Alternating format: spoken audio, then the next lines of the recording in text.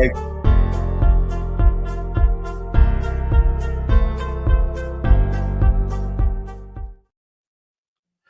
Hello, and good morning. Welcome, everyone. Welcome to another inspiring episode of Inspired Entrepreneur. I'm Greg Iskazu, joined by my co-host James Wyatt, and today we are sharing with you the journey of and updates of our recent projects that we've been tirelessly working in the background.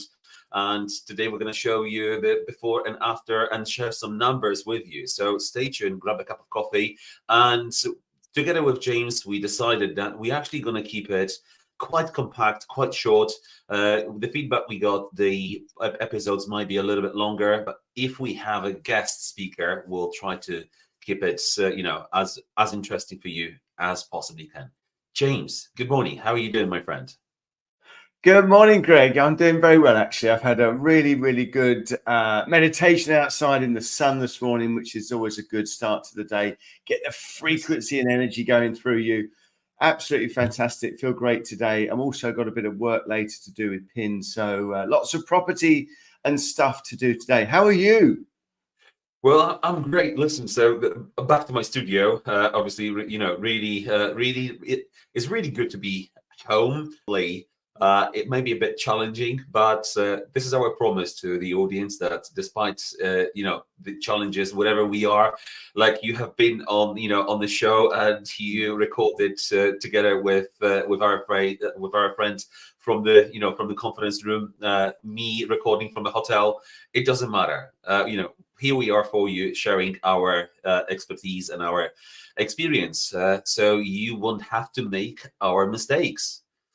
and I'm including being double booked. I'm supposed to be on another show right now, but I chose this one. So, obviously. James, what are you supposed to be doing right now, this moment, and for who?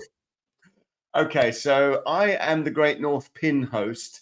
So the Property Investors Network is a 20,000 strong network in the UK that teaches people, the knowledge on property strategies. It's a really big community and it's really heavy on mindset. So today I'm working with Simon Zucchi and the team, and we're doing a HMO Mastery virtual 2-day event. And I am one of the buddies. So I've got sort of 30 people to look after. So I should be with them right now. Hopefully my other team members are carrying the load, but I'll make the break and sneak in the back door, and hopefully Simon won't notice that I'm gone. So shout out to Simon Zucchi. Well, man, you're brilliant. You've definitely taught us, me and James, how not to do properties, and you definitely showed us and told us how to do them the right way. So, man, you're absolutely amazing, and we love you for what you do to millions of people on a yearly basis. So, well done to you. Well done. Absolutely. And as a gift to Simon, we're going to let him come on the show as a gift. Okay. Well, as a gift, we will let him. Do you think he's good enough? He would love that. Simon, This is an official invitation for you to come, to join us, and we definitely would love to, share the story, share your story with the audience. It has inspired both of us, me and James, a few years ago, and I believe this is exactly why we are here. And Absolutely. Thanks to you, Simon. So it will be great to share this with the audience. And I think that's today. I was going to say, Greg, just quickly, it is actually worth mentioning to people that this property journey is not one that will be done very well on your own. It's all about collaboration, like we keep saying, getting some knowledge, getting that support, getting that mindset, and being surrounded by like-minded people. That is what you get when you join, a property mastermind. And it doesn't have to be the pin. It can be anyone that sort of, you're attracted to. It's got your vibe. It just so happens that we think that Simon is our vibe. And you're quite right, Greg. What we've achieved today, if we join the dots back, it started with, listening to podcasts with Simon Zucchi, and we were very fortunate to be able to go on and do his 3-day mastermind accelerator, which teaches you everything you need to know. And then we both went on and did the year long mastermind, which was, considering the investment, we've easily made our money back as well, haven't we? 100%, James. So, but today's not about Simon, but actually it's thanks to him. So thank you, buddy. You're really good. And you will come and join us, and we'll share the love with everyone watching our podcast. So, James, today we've got something amazing to share with people. Today we're going to share your 2 recent projects, and I'm going to share the one I've recently completed, and I will just give you a glimpse of what we are going to do next. So, how about, James? We're going to start with you. All right. Okay, sure. So let's move us out of the way, and we're gonna bring some slides, and here we are. So looking at James' presentation, I will be moving this slides, and James, if you just tell us what we are looking at. Okay, so really, when we're looking at property, remember, we are property problem solvers, Greg. Okay, there are lots and lots of things that you can do with property. There's not like just one thing. So what I look for is motivated sellers. That's the first thing we want to look for. It doesn't really matter what the building is, where it is right now, but what we're looking for is motivated sellers. So this particular building is in my hometown, and it's in the good end, the west end of the town. So straight away, we know that there should be a strong rental demand. So there'll be a need for this property, for tenants, for people to work from. Perhaps people could live in it. Perhaps people could stay in it. So this was a motivated buy. It was at auction, and we went ahead and we offered the amount of money that we could afford. And we got the building. And at the end of the day, yes, it's always great to get below market value, but at the same time, paying the price that the auctioneer wants, if it works for your numbers, then just pay the price. Don't always look for discounts at the beginning. Because if it's a deal and it stacks, then it's a deal. So don't miss out on opportunities just because you didn't get 25% off at the beginning.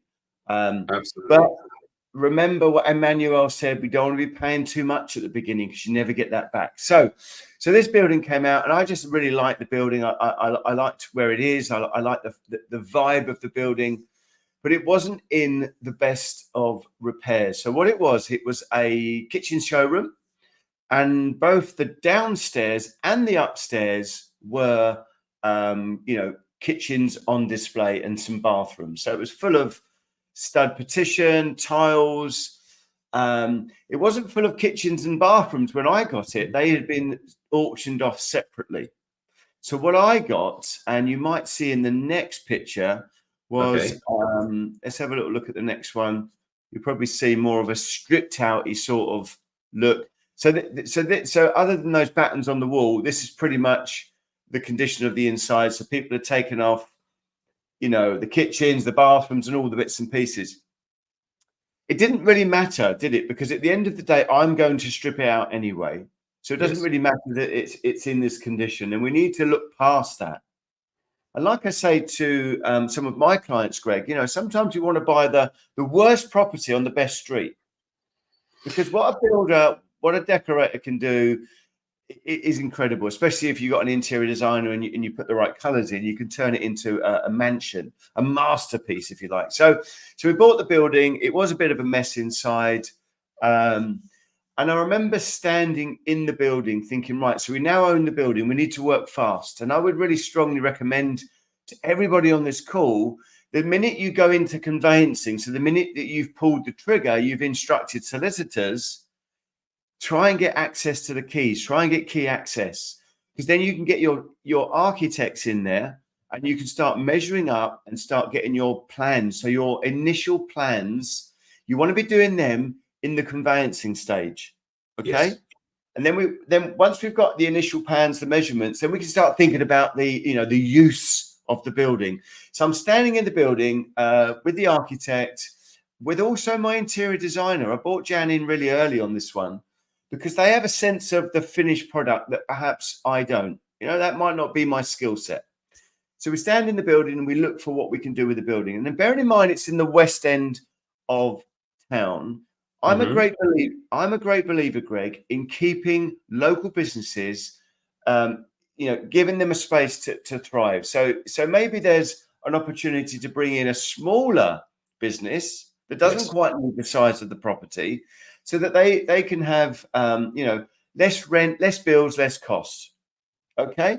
And my love is turning the high street back into repurposed shops, so local businesses, and the uppers.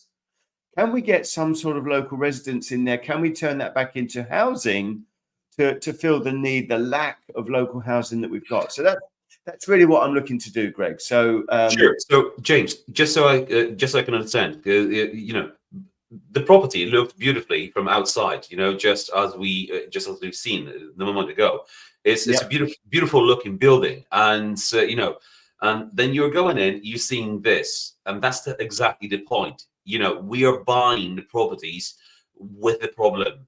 That's what that was. So we are seeing past that, and James, and that's exactly what we do, encourage people to to do. If you can visualize what you're able to do with the property, other people might not agree with you. Other people might not see what you're seeing, and this is it. James. You went in, you've seen beyond, as you said, and you knew what you could do. So well done to you. And that's exactly what we advise everyone who's investing. If you got a vision, or maybe if you're not that person, there are people who have that vision, and just leverage those people who can see past the dirt, past the holes, past the missing walls or floors, and they can see the outcome. So well done, James. Well done. Yeah. So that would be my, the top tip there is, get access for designs, because your architect will tell you where you can have toilets, whether we can take walls out, whether we can make changes. And obviously, if it's in a conservation area or Article 4, we need to consider that as well. So getting the access quickly, get the plans done. And then we started to look at what we could do with the upstairs, Greg. Okay, so my initial thoughts were downstairs keep as a retail unit. It measures 2,000 square feet. That's a good size for a good cafe or maybe a small retailer. And I'll be honest with you, you see the windows in the in this picture? Yes. Now, we didn't know we had them. Someone had come in and taken all that boarding away. So actually, when I first viewed the building, the upstairs was just a completely dark room with no windows. So I didn't actually consider it being detached. I just assumed, because it looked terraced, as you saw from that front photograph, because it looks terraced, it wouldn't have any windows. So that made me think that light might be an issue, but my goodness me, no, it wasn't. And we soon realized that we could really do anything we want upstairs. So what's the next picture out of interest, Greg? Just want to see if there's something. So the next one is, we seen the rest of the building? Or okay, so what you're looking at here is, you see that sort of hole in the wall there? Okay. Yes. Now, that's the front of the shop there, and this is the back of the shop. And what I thought was, I'll do serviced accommodation or 2 flats upstairs, and downstairs I'll rent it out for retail. But I was there late one night, Greg, and I was at the front of the building, and it's quite a bustling, busy West End of town, bars, nightclubs. And I thought, you know what, this might be a little bit too noisy for someone to live. Okay, there would be, you'd have to have triple glazing, lots of sound acoustics. And I thought, you know what, maybe this wouldn't really suit someone living here. So maybe this would suit more someone not living here. So let me think, what tenant could I have that doesn't live here in a business environment? I'll tell you what I'll do serviced offices. So instead of a HMO, we call it a CMO. So people don't sleep there, but they work there. So I decided to block that wall up that you see there. Yes. Okay. And we've turned that into serviced offices. And this bit here, again, because of the noise and the disturbance, we've gone for a 2-bedroomed serviced accommodation with its own front door out the back. And well done. The beauty of this one, Greg, is it's got 12 car parking spaces out the back. Amazing. That's really good. In the heart of town. Well done. Yeah. So it's having the conviction to know that it's in the right area. It's going to have strong rental demand. You've got to look at stuff from a back to brick kind of develop. You have got to have your developer's eyes on. Got to understand we can move walls, we can change stuff. As long as we stick to where the toilets are to a point. Yeah, and that's the architect's job. They'll tell you what you can and can't have. You want to have your developer's eyes. How can we maximize the space? Okay. So what's the next slide on this one? Because we've done quite a lot of work since then. So this was one of the windows that we uncovered. How nice is that? So that's an original window. I think the building dates back to the 1890s. It was originally a delicatessen called Graham and Schmidt. So it's actually got, and we found this behind some boarding, a 9 square meter gas oven from the 1900s. So wow. I don't think I've got a picture of it on here, but it looks like a pizza oven. No, it's not. It looks like a pizza oven. So we're going to bring that back to life. We're going to put the spirit of the building back into it by completely restoring all of that oven. So we'll have that behind the screen, and that's the beauty. If you can find interesting windows, some architecture, a bit of engineering, you really want to highlight that, because it all adds to the energy of the building. Remember, we are all energy, and buildings are energy as well. So if there's a happy energy, if you're bringing back the past and you're refurbishing, you're bringing out those lovely little features that it's got, it will just add a little bit of something to when people come to view it, and also to the valuer. When you see something like an oven that's been there for over 130 years, and you bring it back to life, you will add value to that building. Okay, but James, so that's another top tip there. It is, but I want to just touch on what you've said and highlight it, because you've seen the building immediately. It looks beautiful from outside, and you go in, and obviously after you've purchased the building, you then find out there are some additional windows which just been boarded over. And from planning point is you have to, you need to put a planning forward to make a new opening and create new windows. And sometimes this could take an additional time, because if you want to create a dwelling, like a room, bedroom, you need to have a source of the daylight, and asking permission to do the opening. Sometimes it could be very costly in time, and you're going in, taking the boards down, and what you see, you've got windows, man. So really good. A good advice for you people is to do a good walk around the building, because when you're not paying attention, you must see, oh, is that my window? But then going inside, and it's like, oh, where's that window? So that's well done to you, buddy. Well done to you that you got them. And the other thing is, Greg, and we have done this before, we'll often send drones up. So a good friend of mine that's a photographer, we'll send the drone up, we'll have a look at the roof, we'll have a look at the aerial view. We'll really get an understanding of how we can maximize the space that we've got. So that was a great find. And that's why we want to get access early. Let's get in there, let's get the architect in there, let's see what we can do with the building. Because if you have to put planning permission in, which is a minimum of 56 days. Yes. And the other thing, Greg, you can put multiple planning applications in. Yes. You could put a planning application in for new windows. You could put a planning application in for a HMO. You could put a planning application in for turning it into another story on top. They don't tick you off because you've asked lots of things. Each individual application is valid, and it is treated with respect as it is. So key access, multiple planning applications. Get a move on. Absolutely. Well, yes. So, moving forward, what's the next slide on? So this is after pictures. How exciting! So, James, tell us what we're looking at now.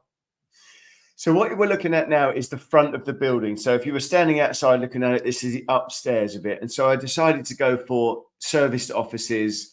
And you can see the windows have come back to a beautiful feature. They're very high ceilings. We've got some really good lighting in there. And we found under all this mess and rubble and tiles, we found original parquet flooring. So vaulted ceilings, parquet flooring.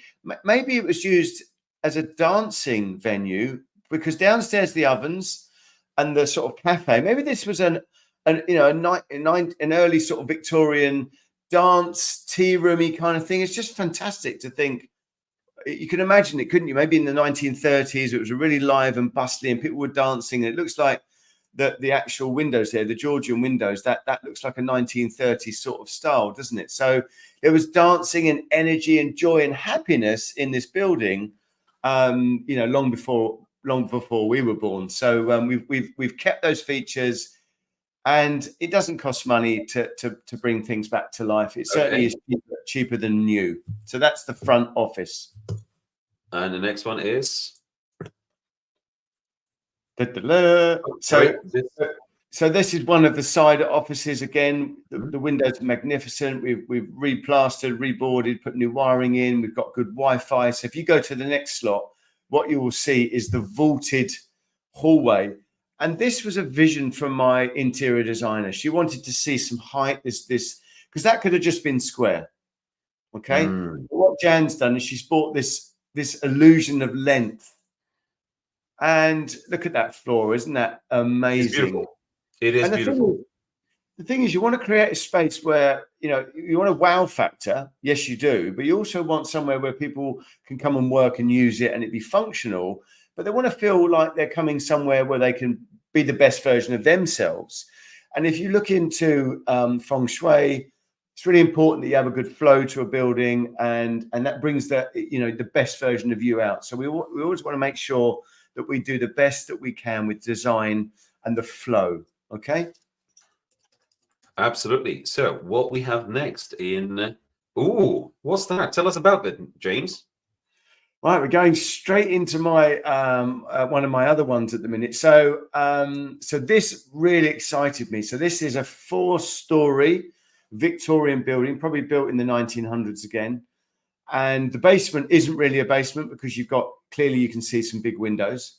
So this came up for sale, and because I had a really good relationship with my estate agent, with my commercial agent, then people sometimes talk about a little black book. All it is really is if estate agents can get speed and certainty from a sale, they will ring you. So if you're ready to go, if you've got all your solicitors in place, you've got your power team in place, you've got your funding in place, you will get called first because they are acting for the vendor, the seller of the building. They want to maximize the not just the money, but the speed of the sale.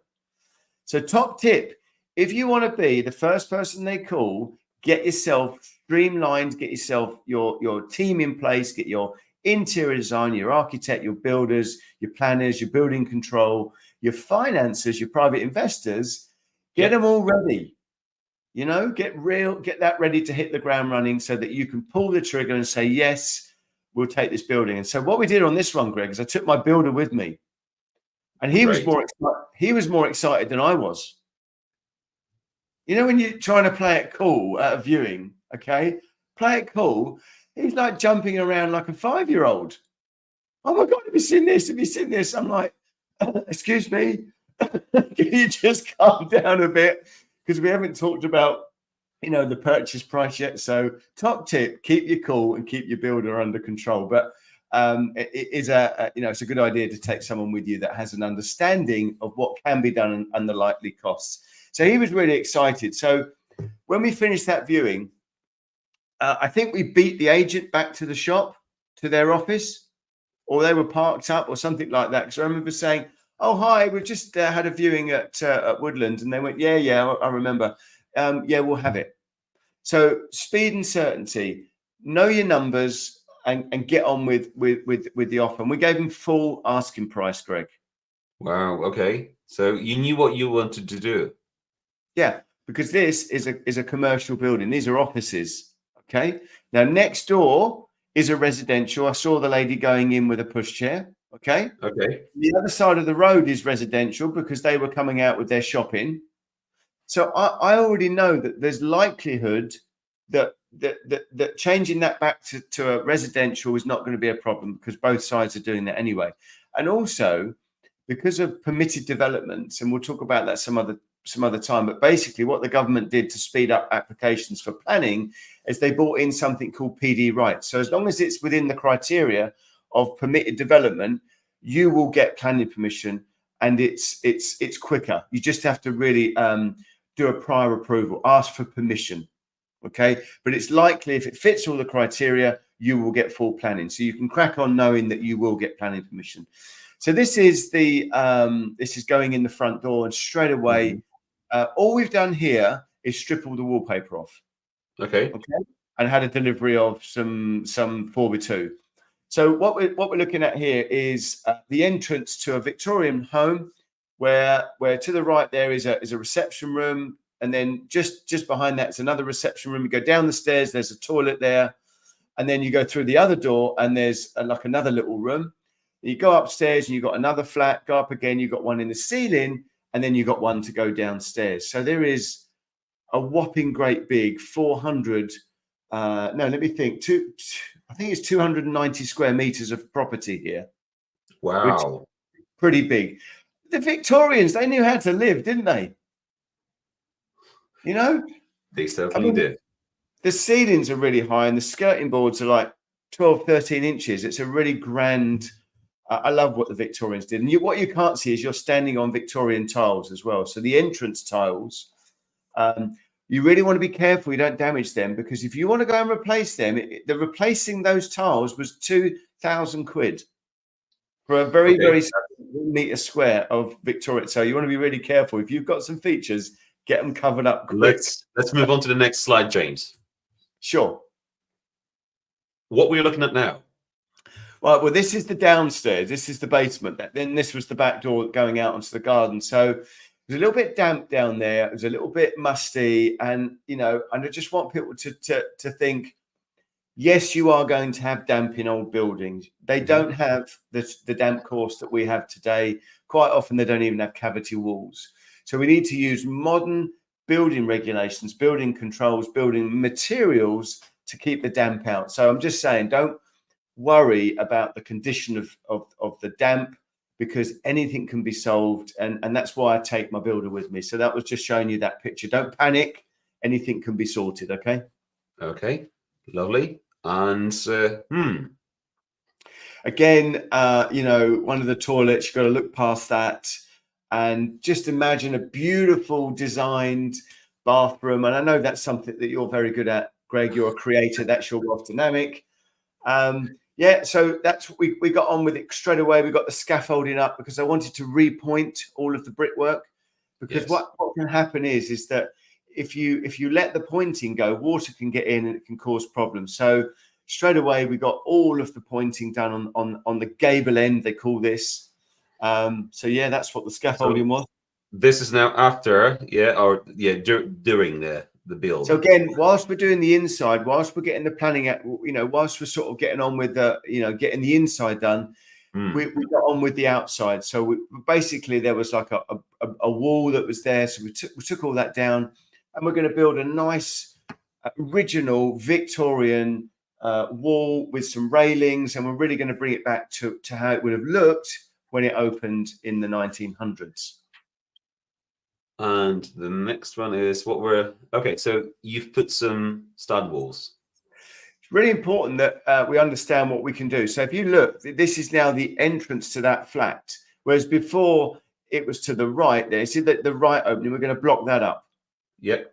Okay, so we block that up, and then we're going to have a new entrance there, and then we're going to come through the wall, which has already been opened up. So that's going to be a self-contained flat. Okay. And it's measuring 55 square meters. But again, this is just an indication of, it doesn't really matter what the condition of the roofs are in. You're going to have to put soundproofing in and insulation. There's no getting away from it. So don't worry about the condition too much. Luckily, we can keep the arch, but that is just an indication that don't worry about the condition of the ceilings, because they're going to have to come down probably 300 mil with some insulation. And then you're also going to need some acoustic soundboarding, and they are double boarded these days, Greg, and with sound deadening tape, and that will be measured. So ceilings are completely, unfortunately, if you've got ceiling roses, nice architecture, it just gets covered up. So just be prepared for that. So the good is that doesn't matter what it looks like. Unfortunately, the bad is you will lose some of the features. So that was I was just showing you that picture there. Certainly. Okay. Oh, well, that was it. James, thank you for the update. Absolutely. So on to my project, which is James Road. It was a bungalow that we've converted to 6-bedroom HMO with en suites, and this is what we've bought. And yeah, I've also seen past the the obvious, and I've fallen in love with this. And let me share you for what reasons we have. So this used to be the living room of the property. It was quite decent size. We've actually removed the chimney and divided the room into 2. And we managed to put it one ensuite and one off suite. And going on to the next.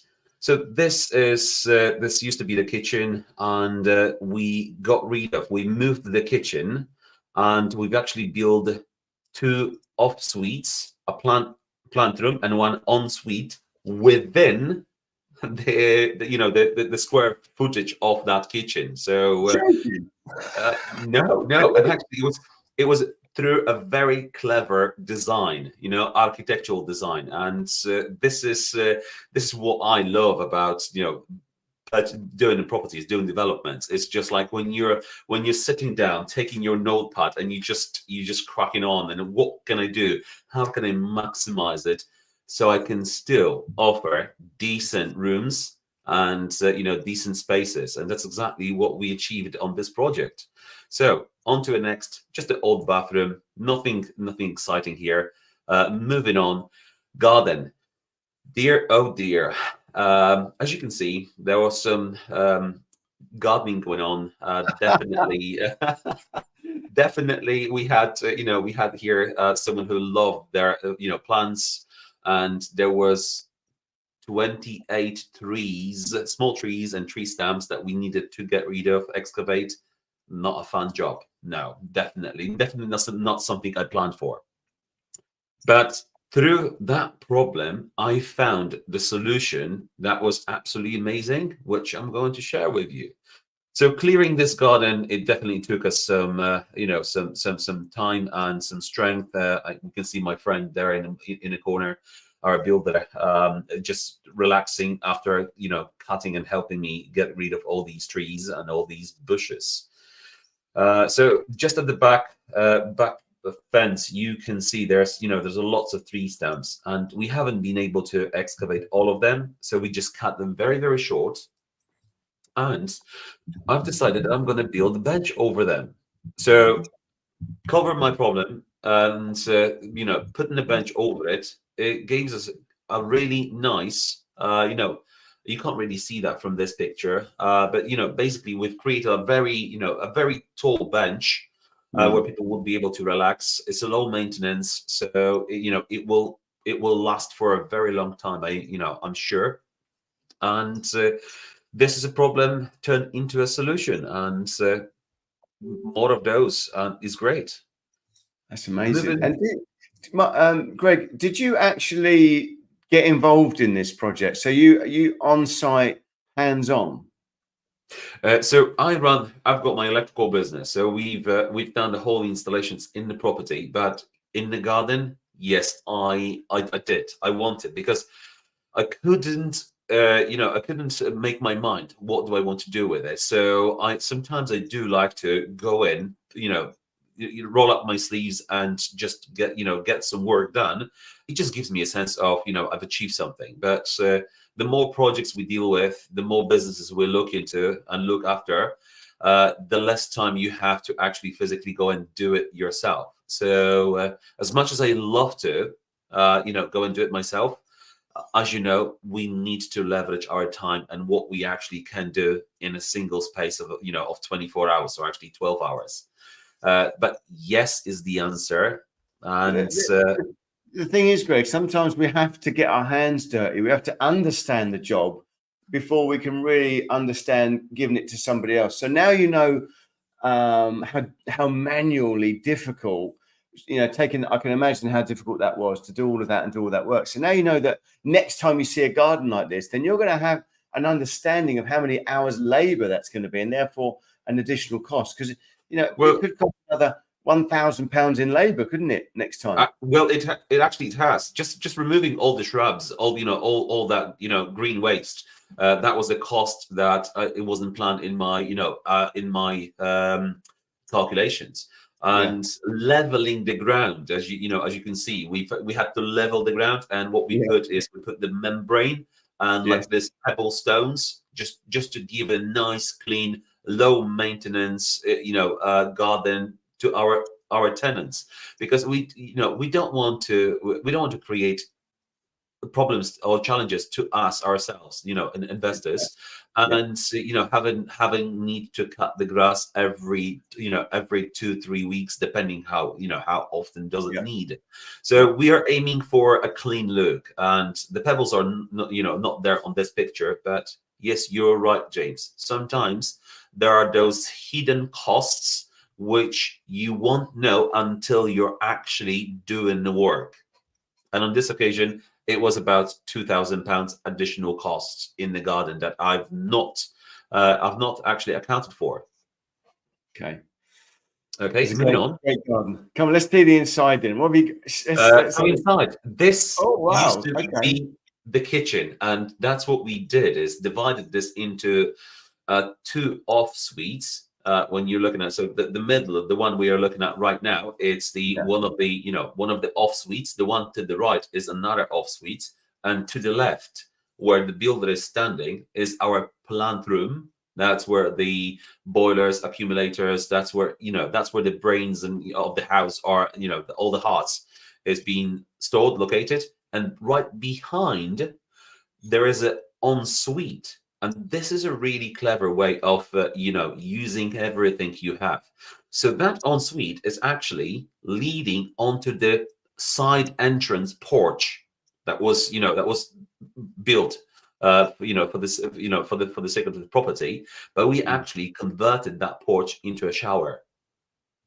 So porch into a shower, and the rest of it into a toilet. So with a hand wash basin and toilet. And man, we've really maximized every little square foot of this property. That's brilliant. I'd never would have thought you could have put toilets side by side like that. So I've definitely learned something there, Greg. Thanks for that. Well, you're going to see on the finished project how we've actually, what's the solution of putting the shower and the toilet, and still have space to go around. It's a very, very clever design, and this is something I've come up with, so I'm really, really proud of that. We're looking at the bathroom I was showing you earlier. We got rid of the bathroom. We've got knocked down the wall, and we've created a great space for kitchen diner. And as we're going to go next slides, you're going to see what we have created in that space. So moving on. And if you're a developer, you would understand what we're doing here. When you're creating a demand, for additional bedrooms, like in this occasion, we added 3 more bedrooms. You need to think about your services, as in water supply. So we've had to upgrade the water supply into the property, as well as moving the electrical supply outside the building, because we converted the garage into a bedroom. So we just need to move all of those services. And that's what this picture shows. Well, as we can see, kitchen fit out. So this is at the stage where the furnitures are going up, and it starts taking shape, and excitement is rising. So we also worked with the designer to help us on this project, as we had in mind storage. So we've run a survey with our tenants, and we understand what is the most important for them. And we always hear the complaints, oh, there is never enough storage in the kitchen or storage in actually bedroom. So this is my advice to you people. When you are designing your next project, have your tenant in mind and have, common problems, what they are looking for and what is the most important for them, so you can have the project that is design led project, and you will have all the solutions in place. So every tenant has the top and bottom storage unit, as well as they have obviously the shelf in the fridge and the shelf in the freezer. So plenty of workspace, plenty of storage. There's also storage for pots and pans, which is usually been forgotten by a lot of developers. They forgot about the cupboards for all the cups and glasses and pots and pans, and that's, you have to keep this in mind as well. So moving on. Decorating the rooms. So this is the passion with my passion of wood in design. So nice fresh wood, on the walls, on the floors. This inspiration has been taken from Stuart Scott. Shout out to you, Stuart.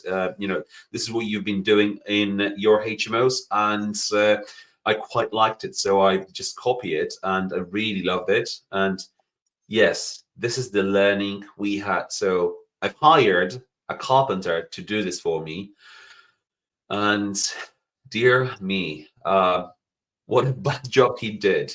I didn't let him to even finish that room, and I actually finished all the wood myself because I couldn't find a carpenter to come and join me, on the spot, and I didn't want it to delay projects. And these are the times, James, as you said, sometimes we have to go in, step in and do some work. And I knew I can do it, but this is like, what is the most important? This or me running that business, running the other business? And I had to make a decision. And the decision was time was the most expensive asset. I could not just spend it. So it wasn't the money, it was time. I went on, bought the saw, cut the wood, and you will see the results. This is another room, and well, we just rolled up the sleeves. Oh, sorry, that's that's a big room. Oh wow, look at the color of that. I love it. So the kitchen, our kitchen is coming from Kitchen with Tracy. Great service from these guys, absolutely amazing. If you're looking for a good kitchen, I can definitely tell you that they will look at the quality. And again, this is it, James. Would you agree that buying a good quality furniture, a good quality, beds, mattresses, everything for a rented property is a way forward? Because some people might think quite the opposite. Oh, I'm renting it, so I'm just buying it secondhand or whatever. Just buy the cheapest IKEA stuff that's going to break, and you'll have to go in and replace it more often. Yeah, you want to do the best you can. You want to be the market leader in whatever you're doing. So Greg's decided to go for top end HMO, which means that not only is the finished product a reflection of Greg, because he is high class, high quality, but also he can charge the biggest rents. And there are, I was talking to Stuart Scott about this. You've got three generations, and there is a generation, the Generation X, which is the sort of 40 to 55-year-old. Yeah. They do not care how much that room is. They want high quality and big rooms. Absolutely. Okay, so what Greg's saying is that if I spend the money now, then I can get the rent rate. So I totally agree with that. High quality all the way. But James, as we both know, and as we both learn, and we both advocate of it, do only the projects that you would be proud of and you would be prepared to live in. Yeah. And that's exactly what we're doing. We are sharing our love for it, and sharing our hearts. So going on to the next, it's just a different angle of the same kitchen. I could not felt how big the kitchen turned up to be before we actually put the furniture in, and it is quite big. It's nice size. Did you get all of the appliances from Kitchens with Tracy? No, actually. So this is thanks to my partner. She found a really high quality appliances, and it was hours and hours, research online and dealing with suppliers. But we can now say that we've got really good relationship with the suppliers and really good prices, and that's exactly what it is. You have to spend that time in order to get something good, into your properties, into your investments. Yeah. Okay, so that's the dining area, and the dining area is is located in the kitchen. And it's like, but it's quite separate. So we wanted to have a different feel to it, and again, wooden effects. There is a radiator next to it, and table. Comfortably 6 people can sit down at the same time and have food, and it's all about the co-living.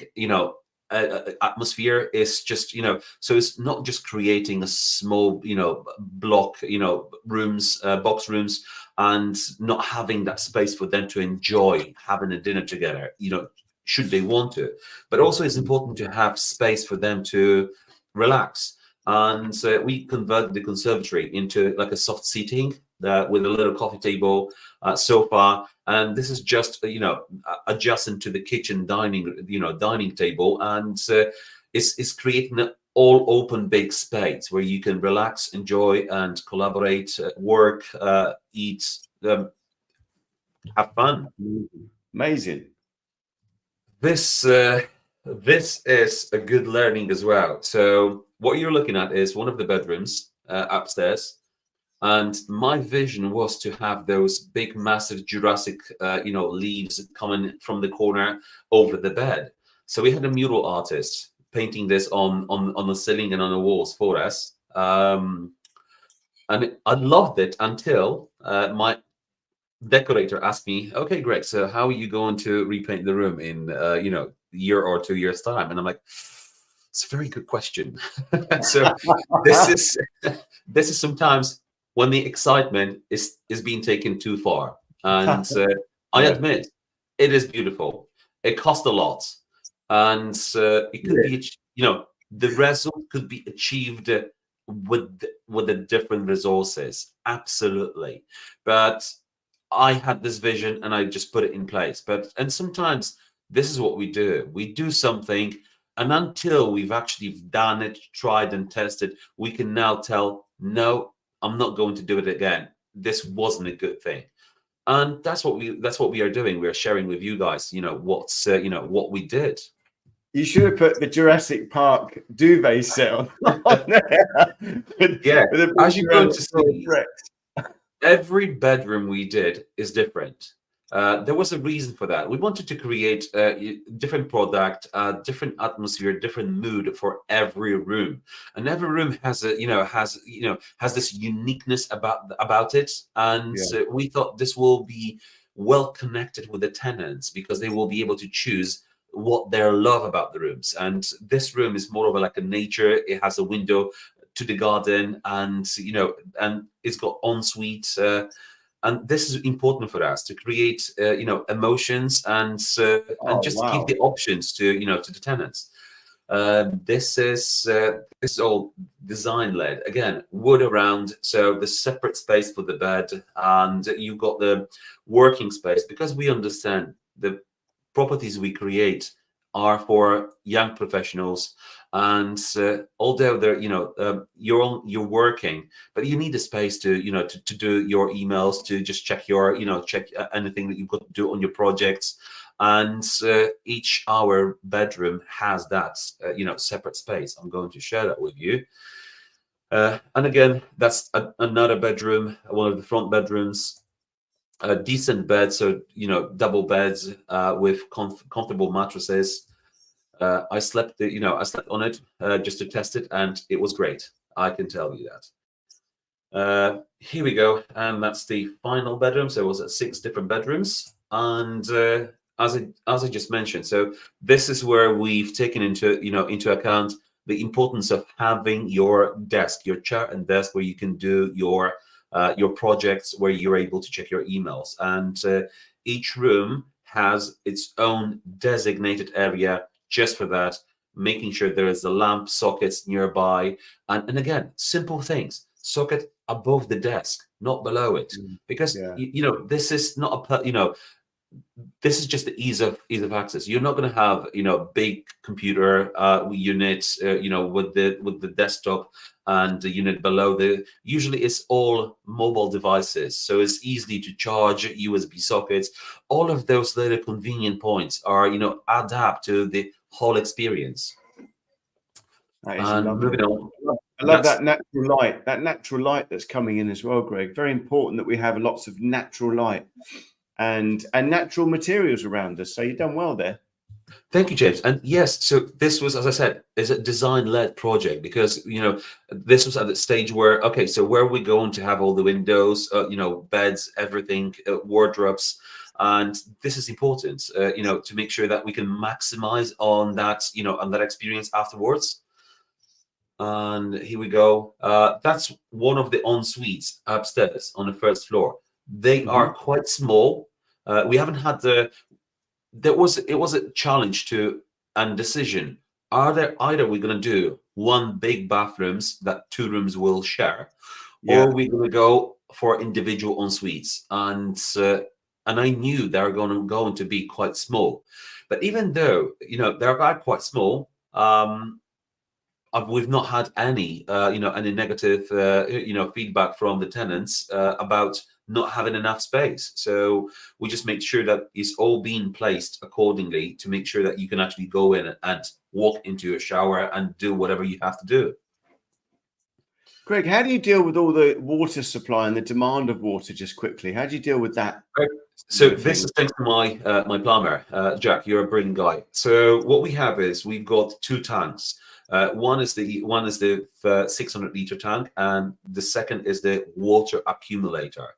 So we want to make sure that at every point, even if 6 people will go in and have showers, so these are mains showers. These are not electrical, showers, because, well, I don't like them, and I don't enjoy shower when from one of those electrical, shower heads. There's never enough pressure. The water is if it's hot, it's too hot and barely coming out of the head. So there is a constant pressure and supply to all of the 6 en suites at every time, and this is all being designed before we went in as well. That was very important, even to the point where we had to extend the plant room, enlarge it slightly, so we went into one of the en suites because we needed to fit everything in. Brilliant. And Wi-Fi, just quickly, what's your thoughts on Wi-Fi? So what did you Wi-Fi. So what I have done is I've put 2 professional routers on each side of the plot, because it's a bungalow. So on each side of the property, I've put 2 commercial routers and high-speed Wi-Fi. So we know Wi-Fi is very important, so we went onto a business product, and we want to make sure that there is plenty of that bandwidth for anyone, because we watch online these days. Very rarely we actually watch TV, live TV. So we use Netflix. There's a Netflix for my tenants. And we want to make sure the Wi-Fi is the fastest available you can offer, because this is the number one, commodity. It's just everyone needs it. So very important to make sure you're not going for the cheapest offer out there available. You want to make sure there is enough speed and download and upload as well for everyone. Yeah, so business Wi-Fi and Netflix, you stick obviously as standard. Yes. Okay, thanks. And this is it. This is that bathroom. This is the one side by side to the next one. Oh, yeah, the ensuite. Yeah, very clever. The toilet's behind. Yeah, so there's that partition wall that the toilet is just installed on, and you go around the corner and you enjoy 1.2 meter wide shower by 900. So it's a massive shower actually. Most of the actual showers is 1200 by 900, and the showers upstairs are 800 by 800, like the corner ones. But we I'm a big guy, and I would love to enjoy taking a shower and not just be like that. You can't do that. That's really clever. I never would have thought of that. I'm going to take a little quick design of that. That's very clever. Absolutely, thank you. And again, as I mentioned before, it is important that we have plenty of storage for anyone moving in. So where possible, we're going to put a 3-door wardrobe with some drawers and also some side cabinets, because we know that if you're at home in your own home now, currently watching this podcast, tell me please if you have enough storage or you've got some spare wardrobe or drawers in your house, or possibly the answer is no. You could do with another garage, with another storage, with another wardrobe, with another shelf, with another box. There's always plenty of stuff that we accommodate over the years, and we know how storage is important for our tenants. So we put big wardrobes, and we are making sure that they have plenty of storage to put their belongings. Brilliant. Absolutely lovely. And again, some just convenience, bedside cabinets where you can put your book, bedside lamps where you can, enjoy reading at night, USB sockets, conveniently placed. Because if you want to put your charger, your phone or something, it's just there. So we took this from hotels. So that's where you go into a hotel, you've got a socket conveniently placed, on the side of your bed, next to switch for the main light and for the side light. So you don't have to get off your bed, to turn the lights off. And these are very important little things that, add up to the whole experience. Yeah, I think that's a good tip, actually. Oh, well, and here we are. We're going on to the next, our next project. So this is what we are currently, in the process of buying, finishing that process, and this will be even bigger than James wrote. This will be eventually 8, maybe even possibly 9 bedroom. The phase 2. So the phase 1 is 6 bedroom, and phase 2 is 8 or 9 bedroom. Unless we get the planning permission, sooner, we're going to convert it to sui generis 8, possibly 9 bedrooms. We'll see. So working. So just quickly, so under permitted development, so you can do this to a property, turn it into 6 bedrooms, and you don't need planning permission. But at the same time, you're going to put planning permission in to go to another 2 or 3 bedrooms. It's a really good. It's a clever thing to do. So you're covering both bases, aren't you? Yes. Yeah, absolutely, exactly. And this is it, James. This is what you've said: is before you even before you buy it, before you complete on the project, you want to go in early with the architects, with drawing. So my plans are being drawn already, because I need to. It's time. It's time that is most important, and it's time that is most expensive here. So you want to go in the moment you're on your mortgage, on the specialist finance, or on your investor's money. It doesn't matter. You are on the clock. You want to go in. You want to start project. You don't want to be done. Oh, let's wait for the architect to draw. Let's wait for the builders to give you a quote and do all of it, because that will cost you so much time, and time will cost you a lot of money. So, and this is what you have to be really, really careful. And just to show you, and we got a few more pictures from. This is what I want to show you. This is the back of that new property. Whoa! I know. So potential to do a lot. It's a big plot. And just a view from the back. We're going to put a box dormer on the back of the property.